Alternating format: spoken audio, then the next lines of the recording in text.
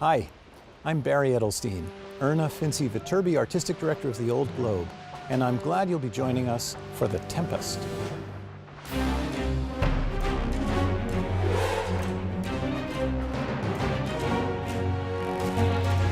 The 2018 Summer Shakespeare Festival at the Old Globe kicks off with one of Shakespeare's true masterpieces.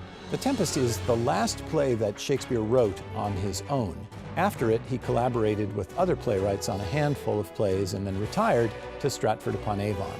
The Tempest, as the last solo play of Shakespeare's career, is fascinating because it represents in many ways a culmination of everything he had worked on up until that point.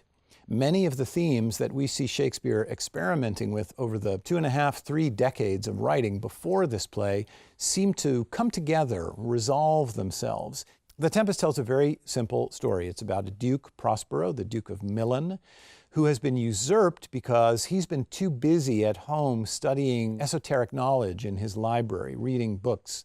And his wicked brother usurps the throne, very much like the story that we see in Hamlet, and abandons Prospero with his daughter Miranda on a desert island, where there were some other people living. Caliban, a sort of half-man, half-fish, and Ariel, an airy spirit who commands a group of fairies who can do magical things. Prospero takes over this island, becomes the sort of lord and sovereign there, and is very concerned with what's going to happen to his daughter as she reaches that marriageable age that so many ingenues in Shakespeare always reach. Now, our director, Joe Dowling, has had one gigantic interpretive idea that he's brought to this play. He has changed the gender of the Duke Prospero to female. In doing so, Joe allows us to take a completely different look at the family relationship in the play. It's now a mother-daughter story instead of a father-daughter story, and the dynamic is fascinatingly kind of upended in a productive and interesting way.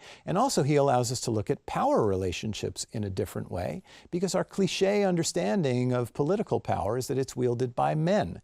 And just as we in the United States are looking at more and more and more women coming into positions of political power, Joe is looking at what political power looks like when wielded by a woman. A subject of enormous interest to Shakespeare, who after all wrote most of his plays while a queen sat on the throne. To play Prospera, Joe has recruited one of the great Shakespeare actors in the United States, Kate Burton. If her last name sounds familiar, that's because she is the daughter of the great actor Richard Burton. When you listen to Kate Burton do Shakespeare, what you hear is the legacy of a grand English tradition. There is a fluency, there is a confidence, there is a clarity, and most of all, there is a kind of emotional power that Kate Burton brings to the stage that I find absolutely thrilling to watch.